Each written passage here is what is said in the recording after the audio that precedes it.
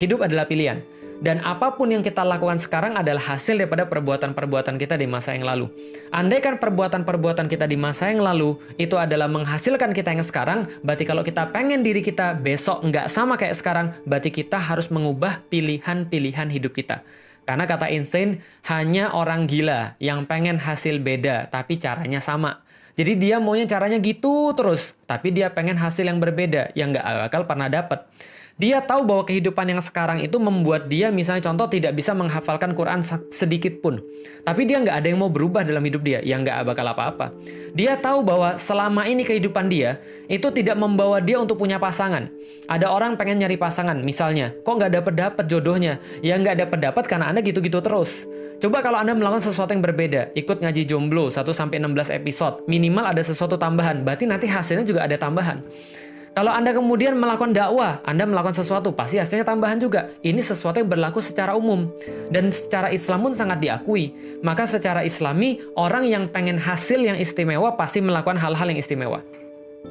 Allah katakan di dalam Al-Quran, dalam surat yang sering kita baca, Iyyaka na'budu wa iyyaka nasta'in. Wahai manusia, berdoalah kepada Allah dengan cara Iyyaka na'budu wa iyyaka nasta'in. Kepada Engkau kami beribadah, kepada Engkau kami minta tolong. Konsekuensinya apa? Kalau permintaan tolongnya lebih besar, ibadahnya juga harusnya lebih besar. Maka dalam Al-Quran kita lihat kisah-kisah orang-orang yang minta tolong pada Allah dengan permintaan yang sangat besar, itu dia juga akan mengkompensasinya dengan perbuatan-perbuatan dia yang lebih besar. Dia akan mengkompensasinya dengan doa dia yang lebih lama. Dia mengkompensasi dengan sedekah yang lebih besar. Dia mengkompensasi dengan sholatnya yang lebih panjang. Dia mengkompensasi dengan dakwanya yang lebih bersemangat. Kenapa? Karena dia punya permintaan kepada Allah Subhanahu wa Ta'ala. Nabi Ibrahim menginginkan anak. Lalu kemudian bagaimana cara beliau untuk memohon pada Allah? Beliau menjamu setiap tamu yang datang dengan jamuan yang istimewa. Di dalam Al-Quran diceritakan, datanglah tamu di malam hari, lewat tengah malam, datang pada Nabi Ibrahim, masuk ke rumahnya. Nabi Ibrahim menyuruh istrinya untuk menyembelih kambing, lalu kemudian membuatkan makanan buat tamu-tamu itu. Padahal dia nggak tahu itu siapa. Ternyata malaikat memberikan kabar gembira, Ibrahim, kamu akan diberikan anak oleh Allah. Begitu pun juga dengan Maryam, begitu pun juga dengan Zakaria ketika minta kepada Allah seorang anak yang dia harap-harap nggak dapat. Akhirnya setelah dia lihat Maryam mendapatkan banyak sekali buah-buahan, banyak sekali makan makanan yang nggak pernah ada di situ, dia bertanya, "Anna laki hadza?" Dari mana kamu dapat semua ini?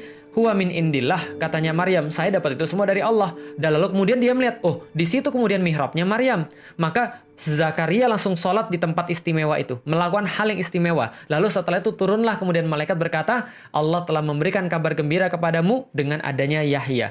Orang pengen istimewa, hasilnya maka dia melakukan dengan istimewa juga. Itu sudah berlaku. Sama, kalau ada orang menginginkan sesuatu, berarti dia harus ada yang berubah. Kalau sekarang dia belum dapat nih, kalau seandainya dia sekarang belum dapat apa yang dia inginkan, karena dia sudah mencoba dengan satu cara, berarti harus ada cara yang berubah.